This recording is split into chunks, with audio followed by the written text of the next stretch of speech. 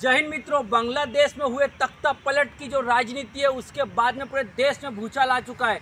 इसी भूचाल के बीच में हमसे संपर्क किया है अफगानिस्तान के एक शरणार्थियों ने। इनकी जो कहानी और इनकी जो स्टोरी है ये सब और इनके डॉक्यूमेंट देखने के बाद मुझे भारत देश को सुरक्षित रखने के लिए जो कुछ जानकारी हम लोगों को भारत सरकार आप तक पहुंचाने के लिए चैनल के द्वारा जो हमने एक इनसे मीटिंग यहाँ रखी है शरणार्थी से, इनकी जो डॉक्यूमेंट है और इनके जो आगे की इनके जो आगे का आने का प्रोसेस है और यहाँ पे जो लोग घुसपैठी है या जो शरणार्थी जो दोनों रूप में यहाँ पे आए हैं इसके बारे में पूरी जानकारी जो ये अफगानिस्तान के जो शरणार्थी है इनसे हम पूछेंगे और देश और सरकार और इंटेलिजेंस को बताएंगे कि आगे क्या होने वाला है, ये आगे क्या हो सकता है, या आगे और भी क्या है। जो लोग शरणार्थी घुसपैठी के रूप में जो आ रहे हैं उसमें क्या विवरण है और क्या अंतर है, ये पूछेंगे अपन शरणार्थी अफगानिस्तान वाले भाई से।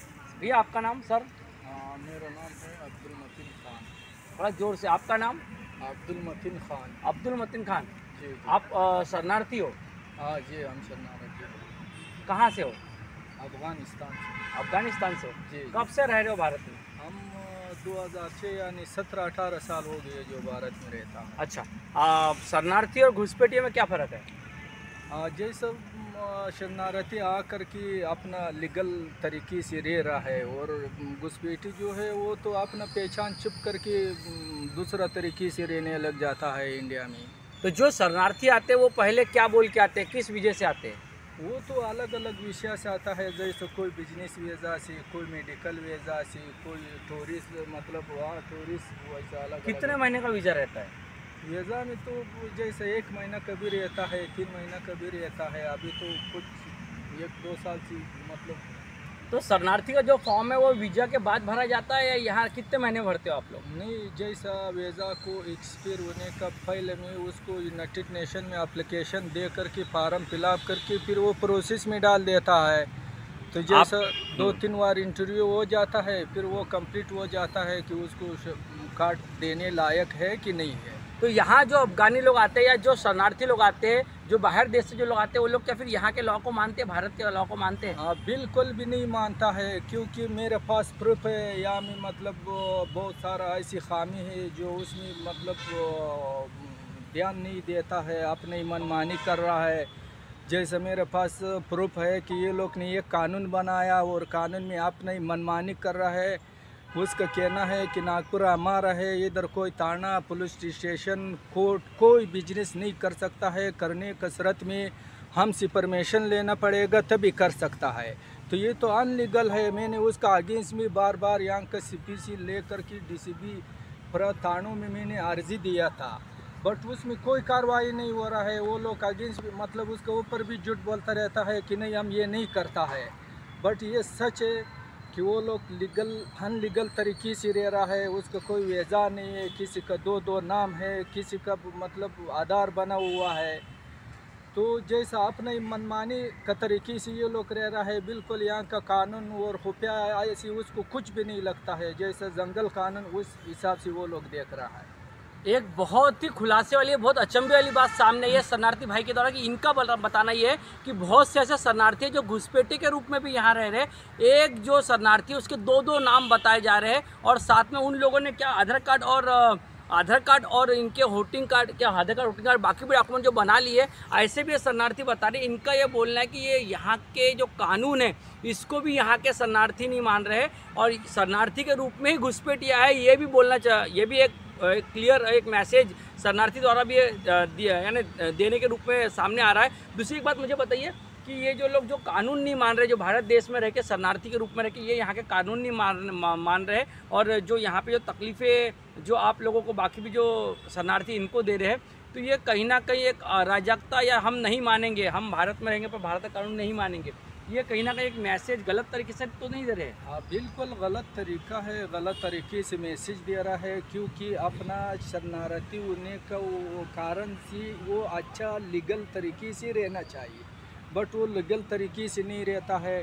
अपना ही कानून बना रहा है, आधार कार्ड, पिन कार्ड, जो भी बुरा काम है, मतलब वीज़ा नहीं है। मतलब कोई लोग तो एंट्री यहाँ पे है, वो बाहर में रहता है, मतलब यहाँ में आता नहीं है। मतलब गवर्नमेंट को मजाक समझ करके रखा हुआ है।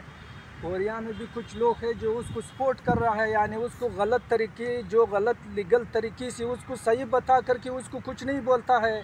अगर कि हमने उसका अगेंस्ट में बार बार कोशिश किया था, हमने वो लोग को भी समझाया कि देखो हम लोग शरणार्थी है, मिल करके रहने में फ़ायदा है, एक दूसरे को सपोर्ट करने में फ़ायदा है और लीगल तरीके से रहने में फ़ायदा है। बट वो लोग नहीं मानता है, वो लोग बोलता है हमारा कानून मानना पड़ेगा, नहीं तो हमको मतलब ये देना पड़ेगा, जैसे डिमांड कर रहा है कि जैसा हमारा कहने के बिना अब अगर ऑफिस में चला जाएगा तो उसके लिए 50,000 जुर्माना होगा, और जो नए लोग आएगा वो बिल्कुल ला नहीं सकता है। अगर के नागपुर में पूरा जो हमारा अफगानी है कम से कम सबका आंकड़ा लेकर के 70-80 लोग हैं। कितने नहीं ना, ये तो ठीक है नागपुर में 70, ऐसा इलीगल तौर पे या बाकी भी तौर पे घुसपैठी और शरणार्थी मिला कितने लोग होंगे भारत देश में?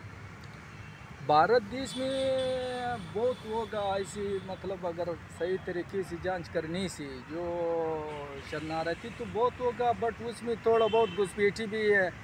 जैसे कलकत्ता में एक आदमी है, वो मतलब हमारा देश का आदमी है, लेकिन उधर यहाँ में आकर के अभी वो प्रेस सिटीजन भी है और उसको पिस्टल का भी लाइसेंस मिला है और अपने हिसाब से अपने मन का जो दिल चाहे वो कर रहा है।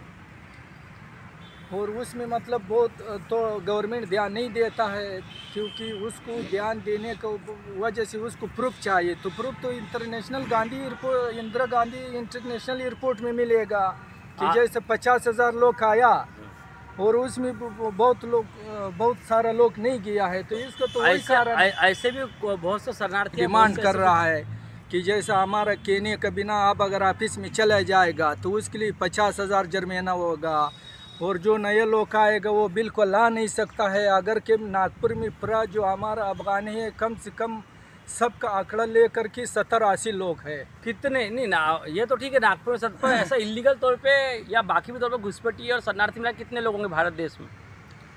भारत देश में बहुत होगा ऐसी, मतलब अगर सही तरीके से जांच करने से जो शरणार्थी तो बहुत होगा, बट उसमें थोड़ा बहुत घुसपैठी भी है। जैसे कलकत्ता में एक आदमी है, वो मतलब हमारा देश का आदमी है, लेकिन उधर यहाँ में आकर के अभी वो प्रेस सिटीजन भी है और उसको पिस्टल का भी लाइसेंस मिला है और अपने हिसाब से अपने मन का जो दिल चाहे वो कर रहा है। और उसमें मतलब बहुत तो गवर्नमेंट ध्यान नहीं देता है, क्योंकि उसको ध्यान देने को वजह से उसको प्रूफ चाहिए, तो प्रूफ तो इंदिरा गांधी इंटरनेशनल एयरपोर्ट में मिलेगा कि जैसे 50,000 लोग आया और उसमें बहुत सारा लोग नहीं गया है, तो इसका तो वही कारण ऐसे भी बहुत से शरणार्थी है, बहुत से ऐसे कुछ लोग हैं क्या कि जो लोग यानी जो लोग पढ़े लिखे हो और जिनको बाकी भी वेपन्स वगैरह बनाना, हथियार बनाना आता है, ऐसे भी क्या कोई लोग शरणार्थी आए हैं यहाँ? हाँ, उसमें बहुत, जैसा हमारा गवर्नमेंट जब गिर गया था तो उसमें बहुत सारा ऐसे लोग हैं जो उसको बम से लेकर के पिस्टल बारूद सबको उसको आता है, तो वो कभी भी मतलब, और वो अनलीगल भी है, कभी भी कुछ